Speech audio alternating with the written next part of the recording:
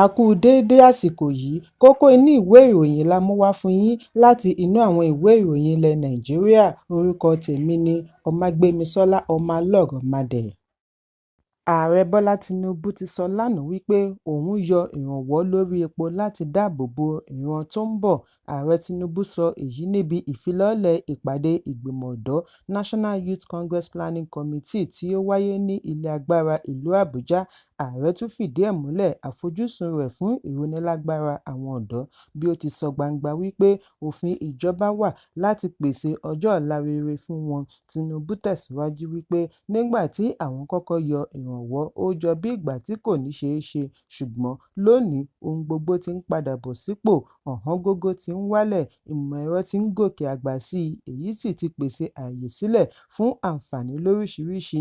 Ààrẹ ní òun ti fi ara balẹ̀ gbọ́ ọ̀rọ̀ wọn, òní kì í ṣe fún ọ̀rọ̀ púpọ̀, òun kàn fẹ́ fi dá wọn lójú wípé àwọn ni ìrètí orílẹ̀-èdè, gbogbo ìgbésẹ̀ ìjọba sì dá lórí ọjọ́ ọ̀la. Ààrẹ ní kí wọ́n wo òun lójú, sọ ẹ̀dùn ọkàn wọn àti ọ̀nà tí wọ́n fẹ́ ká gbà yanjú rẹ̀. Àwọn á sì gbìyànjú níwọ̀nba ìgbà tí ó bá ti jẹ́ fún ìlọsíwájú orílẹ̀-èdè. Òun á sì fi dá wọn lójú wípé ó di ṣíṣe. Ààrẹ ní òun nífẹ̀ẹ́ ọ̀dọ́, ó wu òun láti di ọ̀dọ́ padà, ṣùgbọ́n kò ṣeé ṣe àyàfi ní ayé mìíràn.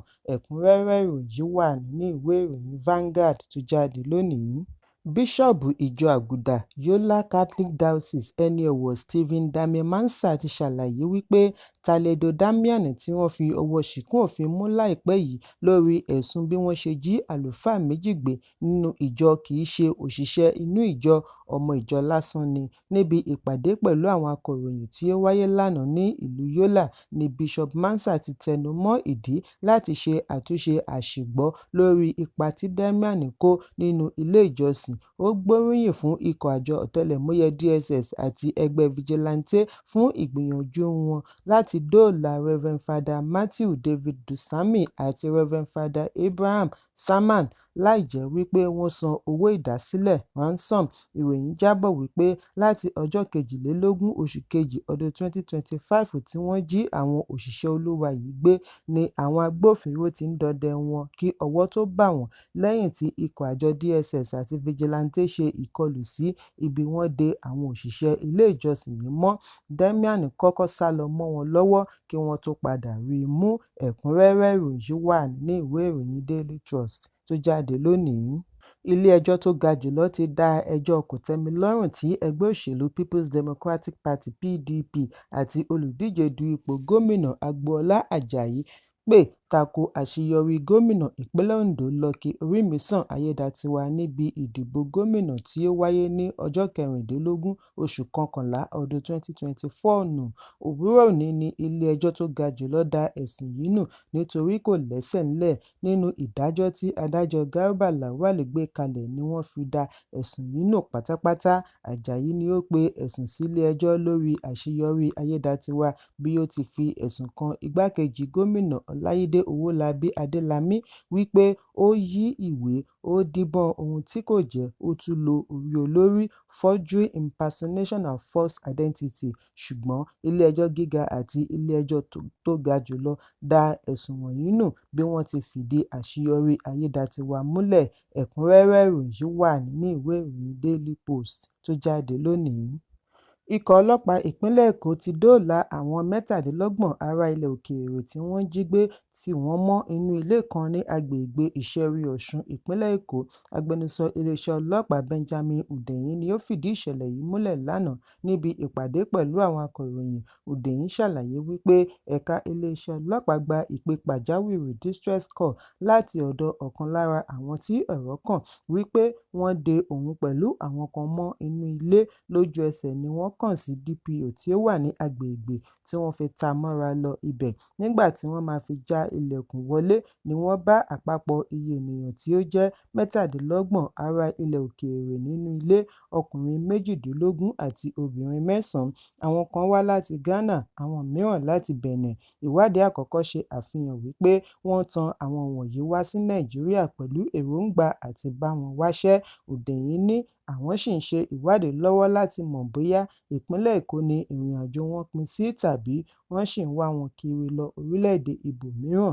Nínú ìṣẹ̀lẹ̀ mìíràn tó dàbí rẹ̀ ni wọ́n ti mú tọkọ-tìyàwó kan tí wọ́n fi ẹ̀sùn kàn wípé wọ́n jí oníṣòwò orí ẹ̀rọ ayélujára online vendor tí ó lọ ta ọjà fún wọn ní agbègbè Ìyànà Ìsàsì, ìpínlẹ̀ Èkó. Obìnrin tí wọ́n jí gbé yìí ṣàlàyé wípé bí òun ṣe dé ilé yìí tí wọ́n ṣílẹ̀kùn yìí ni tọkọ-tìyàwó fi agídí wọ́ òun wọ inú ilé. Orúkọ tọkọ-tìyàwó a máa jẹ́ Emmanuel àti Mazioma Okafor. Lẹ́yìn tí wọ́n wọ́ wọlé tán, wọ́n já a sí ìhòhò, ya àwòrán rẹ̀ kí wọ́n tó béèrè fún mílíọ̀nù 2 náírà. Àìjẹ́ bẹ́ẹ̀, àwọn á fi ìhòhò rẹ̀ hàn fáráyé.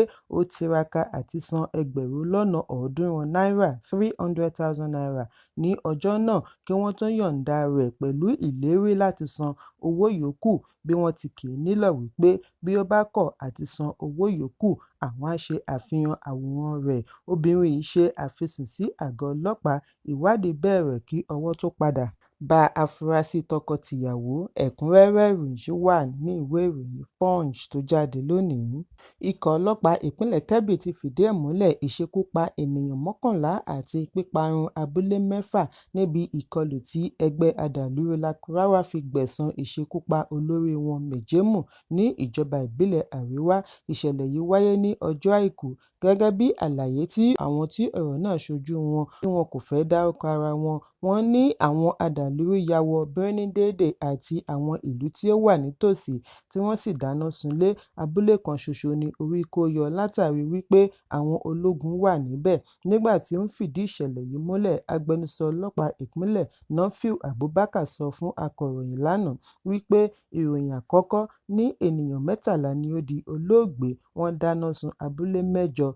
Lẹ́yìn ìwádìí ni wọ́n rí wípé ènìyàn 11 ni ó di olóògbé bí wọ́n ti dáná sun abúlé 6 tí àwọn 2 fi ara pa yánnayànna. Abubakar ní ọlọ́pàá ti ń dọdẹ àwọn láìpẹ́ ọwọ́ á tó wọn. Alága ìjọba ìbílẹ̀ Kanṣu Àríwá Alhaji Sani Aliyu ní gbogbo àwọn tí wọ́n ṣekúpa ni wọ́n ti sin ní ìlànà ẹ̀sìn Mùsùlùmí. Òun náà fìdí ẹ̀ múlẹ̀ wípé ìkọlù yìí jẹ́ ẹ̀san lórí bí àwọn ẹ̀ṣọ́ aláàbò ṣe ṣekúpa olórí wọn Mejemu. Ẹ̀kúnrẹ́rẹ́ ìròyìn wà nínú ìwé ìròyìn Punch tó jáde lónìí.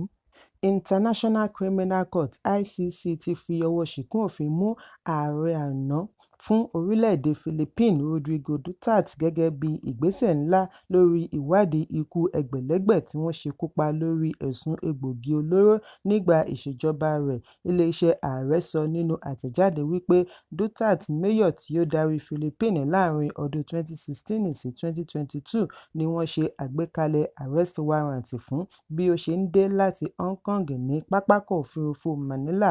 Ó sì ti wà ní àhámọ́ báyìí. Àṣẹ lórí òfin egbòogi olóró ni Duterte bu ọwọ́ lù gẹ́gẹ́ bí ó ti ṣèlérí nígbà ìyànsípò rẹ̀ láti ṣekú pa ẹgbẹ̀lẹ́gbẹ̀ àwọn oníṣòwò àti àwọn tí wọ́n mu egbòogi olóró. Bí wọ́n bá gbé ẹ̀sùn rẹ̀ lọ Hague, ó ṣeé ṣe kí ó jẹ́ ààrẹ àná láti ẹkùn Asia láti ṣe ẹjọ́ pẹ̀lú ICC. Bẹ́ẹ̀ ni Duterte tẹnumọ́ wípé òun kàn ní kí àwọn ọlọ́pàá ṣekú pa àwọn tí ó bá dojú ìjà kọ wọ́n nìkan.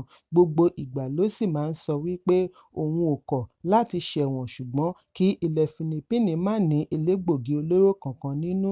Gẹ́gẹ́ bí àkọọ́lẹ̀ iléeṣẹ́ ọlọ́pàá, kò dín ní 6,200 afurasí tí wọ́n ṣekú pa níbi ìkọlù sí àwọn elégbòogi olóró tí ó yọrí sí ìfijúrinjú pẹ̀lú ìbọn. Ṣùgbọ́n àwọn ajàfẹ́tọ̀ọ́-ọmọnìyàn tako àkọọ́lẹ̀ iléeṣẹ́ ọlọ́pàá bí wọ́n ti ní iye àwọn tí wọ́n kú pọ̀ jàǹtìrẹrẹ ju iye tí wọ́n dárúkọ lọ.